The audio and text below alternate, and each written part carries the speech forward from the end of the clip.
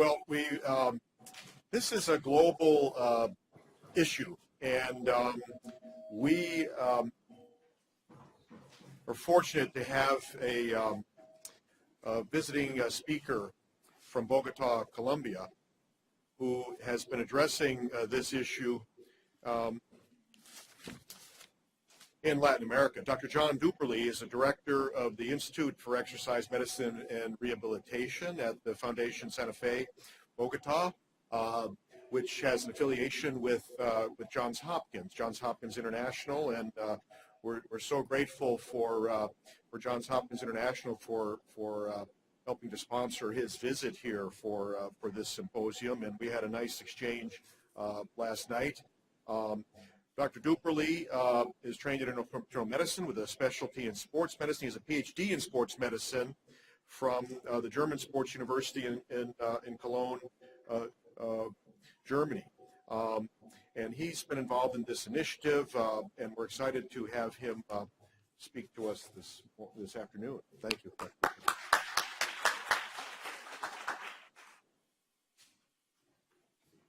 Thank you, Dr. Schaefer. Thank you, Hopkins International, Christina, Caroline, Margie, for all the wonderful week I have had learning from all of your hospitals and affiliates. Thank you for staying for this very last moment. And I would like to know if any one of you have been to Latin America, have any, probably the ones that stayed the last. Okay, I started this story being an athlete in college and reading probably a friend of some of you, Bill Roberts' editorial about the poly pill many years ago. I had the big honor to share conferences and talks with Ralph Puffenberger, Jeremy Morris, Wilder Holman in Germany. That's way back 20 years ago. But the big burden for someone coming from Latin America is how do I bring, if Americans and Europeans are having difficulty in implementing this in a world that supposedly everything functions better than in the developing world, how am I gonna do this by myself or with a small group and limited resources? And that's what I'm gonna tell you my work of the last 10 or 20 years. But this is Colombia's export. You probably know better marijuana and cocaine, but I don't have exact data on that. You have fuels, coffee, gems, live trees, plastics, fruit that you are gonna see when you visit us. But our public health situation is not very different from what you have. We have the double burden of disease, undernourishment, millions of children dying because not having a piece of bread, but millions of diabetics. At this moment, we would have 50 million inhabitants. You would make the calculation. It's 5 million diabetics in the same country where people die because not having a piece of bread. And that double burden disease probably India knows well in Asia. And it's difficult to address. Because on the one side, you're saying burn calories and don't eat. On the other side is, I'm going to find a piece of bread so you can eat something and survive until tomorrow. The rest of the data you can just check. Lancet has been very, very supportive of all the international initiatives in fighting physical activity promotion. I would like you to read better than I the importance of physical activity promotion to the world, to everyone, not to just someone that can pay a gym or a fancy equipment. And this is how we started. This was way back in 2002, doing kind of surveys and trying to calculate how physical activity or inactivity prevalence would be addressed and trying to measure it. We publish this in Colombian and Latin American or Ibero-American journals. And this graphic can tell you something you heard in the different lectures. The burden would be up to, this is 2006, I would guess that probably this 5% would go up to 6 or 7% of the total burden of mortality associated to physical inactivity in Bogota, Colombia, my country. The city has at this moment above 8 million urban population with a very, very large difference between higher classes, 1%, and 99% middle or lower classes. We started to study relationships between built environment, quality of life, and physical activity, and we could find the importance of underscoring importance of associations between health-related quality of life and physical activity, and also with built environment. That initiative was supported by American collaboration in trying to see how we build parks and roads and biking lanes, and that has helped a lot. If you visit Bogota, probably the city with the largest line park of physical activity, more than 100 kilometers of biking on Sundays, and allied initiatives to promote healthy lifestyles. This is part of the data we published in BMC Public Health 2009, and I would like to show you especially medical students. I started thinking, how am I going to change this situation? Where do I start? You have this burden of public health. I'm not the major. I'm not going to give a budget for healthy promotion. So my field was medical education, and I'm going to start with them.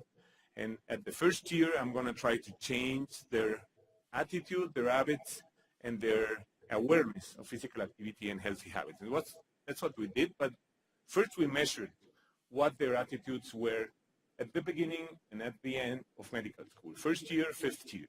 And I would like to show you, no big difference, a little increase in overweight and obesity, not much, a slight reduction in physical activity. I'm going to show you that later, but especially attitudes and the perception of school environment, where we can have a very fast influence talking to a dean, talking to the board of directors of a medical school. And this is a little easier to see. Nutrition, physical activity, smoking, alcohol consumption, first year and second year. And I would like to you to pay attention on nutrition and physical activity perception of how the environment of the school was. That started fair in the first year, and after being in medical school 5 years, they said, well, 80% I don't agree. They are teaching us how to promote physical activity. They are not encouraging that. And that was like the start of the work we started doing.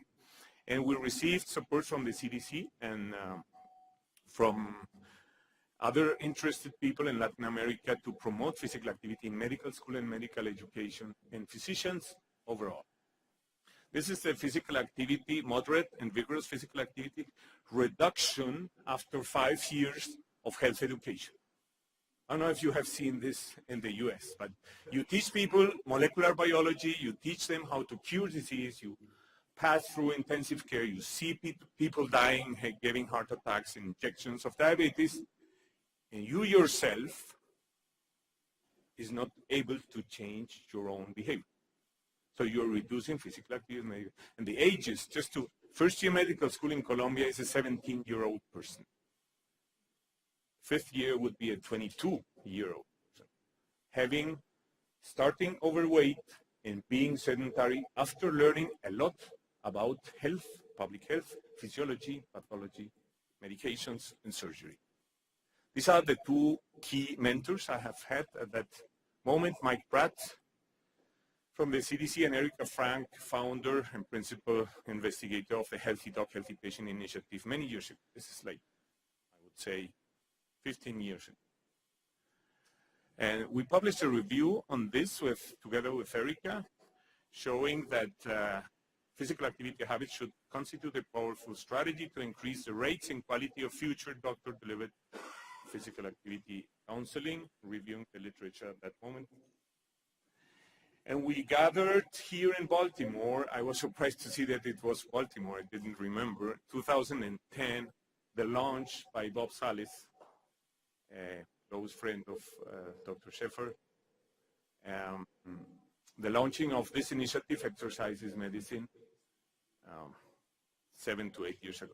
So we had a presentation, international experiences at that moment, showing the ideas I had how to implement exercise promotion and bring all the science to the reality in clinical settings.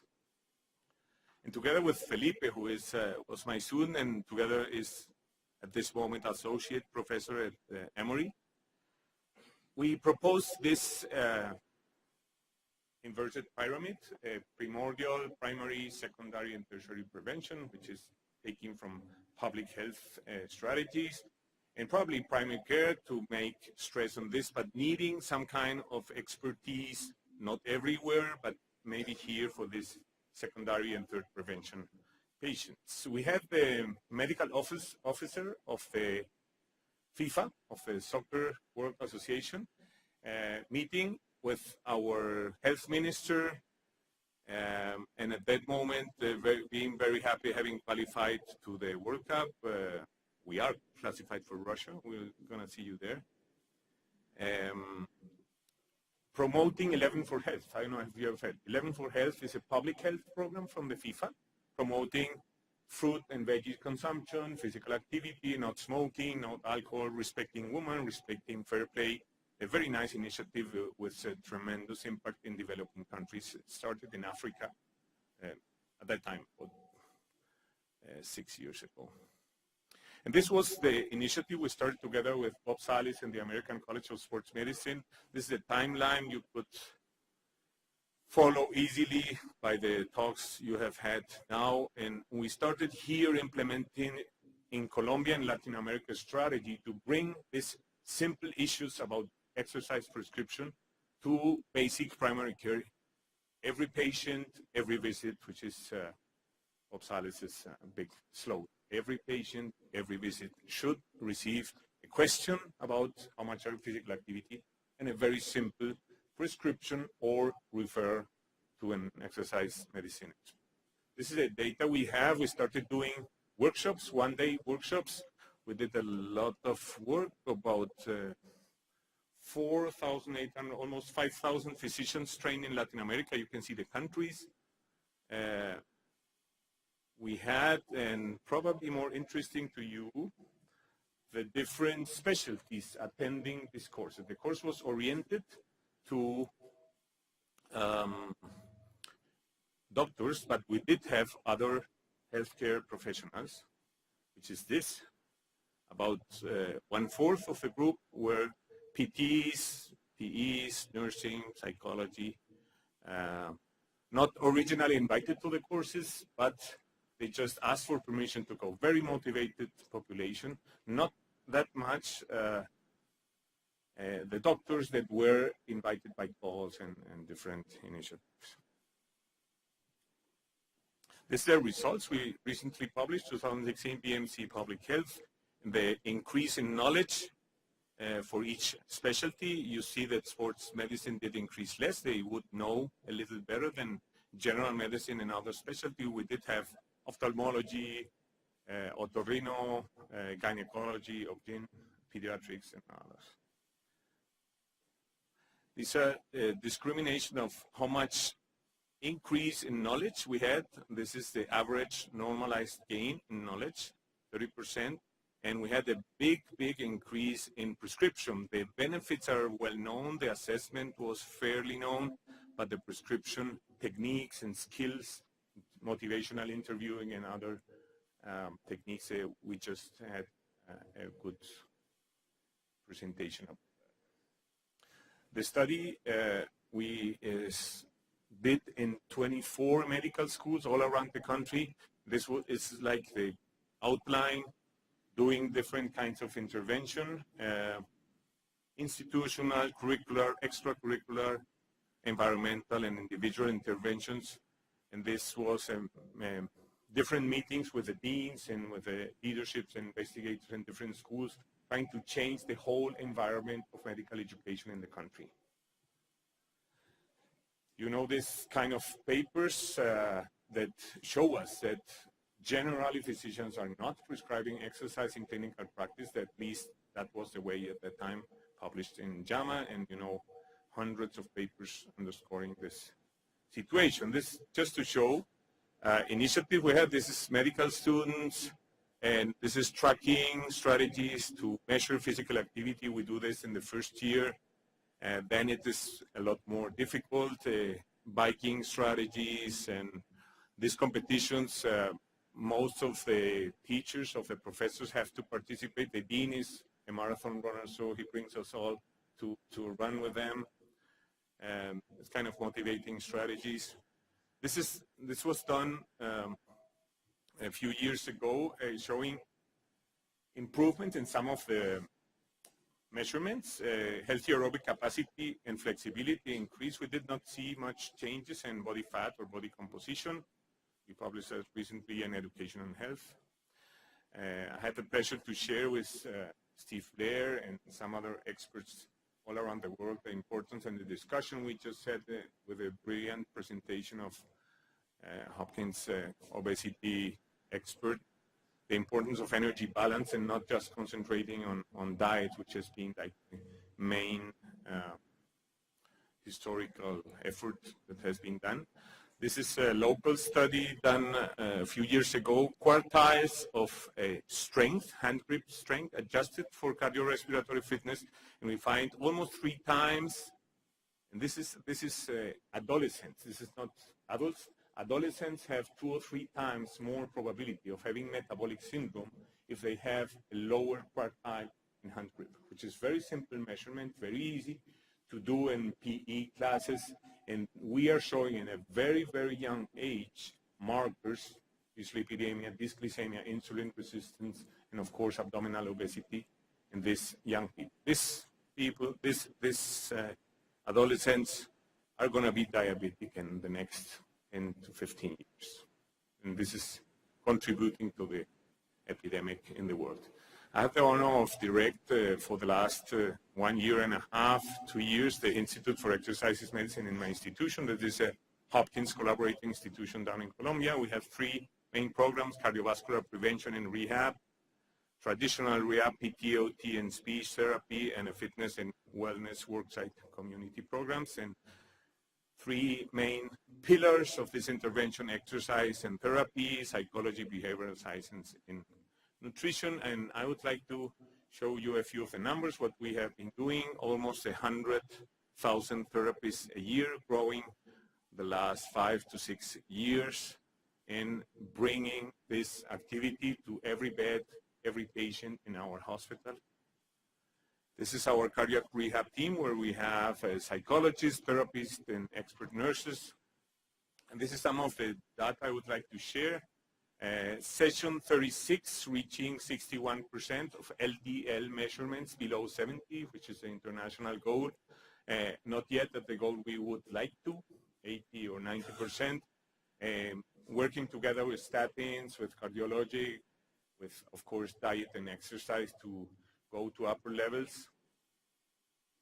And this is aerobic capacity, measuring at every 12 sessions of training, with significant increases starting at the first measurement. We measure this capacity not as a maximal or peak capacity, but capacity at the target heart rate. So that would be like the mid-level, 70 to 80% exercise capacity. And we see very fast increases, probably because they start very low. You see there 4 METs. This is not max or peak, but training 4 METs, and we see increases of about a MET after 12 sessions of training. We train them at the target level, which would be for most of them 75 to 85, a little higher intensity than some of the recommendations. We combine 30 minutes of aerobic training with about 20 minutes of strength training and flexibility. You know this information about the reduction in coronary heart disease because of quadriceps strength, reductions in mortality close to 30%. And for that reason, we are training strength. We are showing here also every 12 weeks increases, significant increases in strength progressively in our program. We are measuring also mental health, anxiety, depression. Adjustment reaction would be like the most frequent one, but we find borderline cases, 40%, 4%, respectively, anxiety and depression. We have followed almost 700 patients for physical and mental health. Those patients with yellow or red bars would receive a consult for psychiatry and the intervention that the treating physician decides. This is not published data yet. Anyone that is interested can help us analyze and publish this information. We released the book 1 year ago. This is a manual of exercise prescription that has basically the information we have listened to today in Spanish, very easy to read with like step-by-step exercise prescription for primary care physicians. In Latin America, we have distributed around 5,000 books in Latin America, most of them in Colombia, but also in other Latin American countries. This is part of my team. Unfortunately, most of them leaving the country and staying here. Beatriz here at Hopkins, internal medicine. Vanessa stayed in Colombia. She's directing the medicine program in the Universidad Javeriana in Cali. Natalia Cano in Georgetown, pediatrics. Felipe, like the oldest one and the big partner of all our research, Carolina at Harvard. And Carolina Paez again here. I want to thank all of them, but also, and finally, my leaders that made it possible to collaborate with Hopkins International. Just to tell you who they are shortly. The first one, the general director, is a tennis and soccer player. The second one, Roosevelt, you can see on the right, is a triathlete. Andres Sarmiento, the dean of our school, just finished his Paris marathon below 4 hours, the dean of the medical school. The right one, not the other man, but the right one. Henry Gallardo, the hospital director, is a marathon runner. Adolfo Ginás is a soccer player. And Sandra Cortez, our nurse department chair, is biker and runner. So I'm privileged to lead this initiative and have a lot of support of our directors. Thank you for your attention.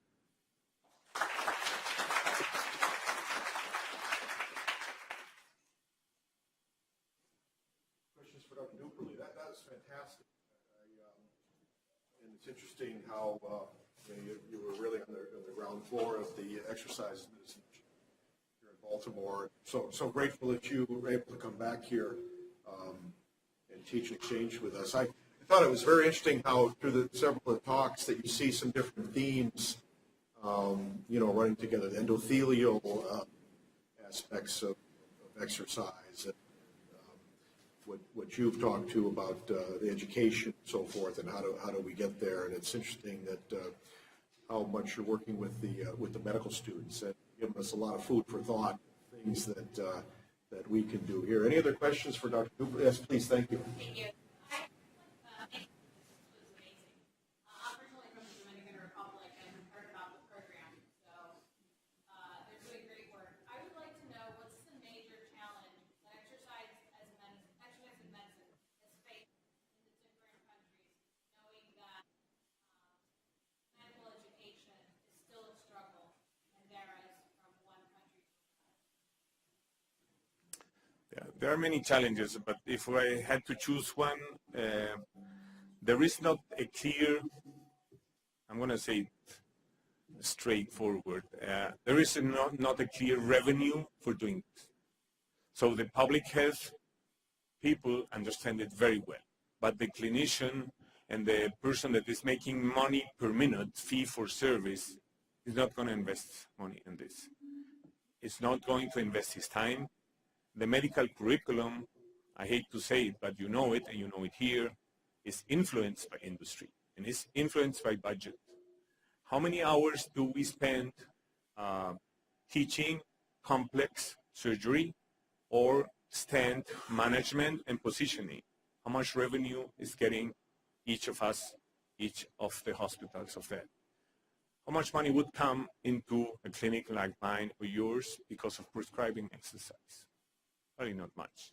So we need to partner, and I think we need to find an ethical way to partner with industry and people that could get some income or reimbursement for this, to find a way to take the talk further away. I have to fight in every year and every semester to find 1 hour. 1 hour. I teach obesity I just told Caroline, a 20-hour course workshop on obesity for, guess what? The pharmaceutical industry, on lifestyle management on obesity, 20-hour workshop. You know how my medical school gives me for teach obesity? 1 hour in the whole career. Why is that? You have to balance interests for everyone. You have a complex curriculum. You have to learn genetics and molecular sciences and surgery interventions, but it's a huge challenge tied to, and you're a public health person, to adjust conflicts of interest, individual interests, economy, and the development of public health towards chronic disease prevention. Questions? Well, thank you. Thank you.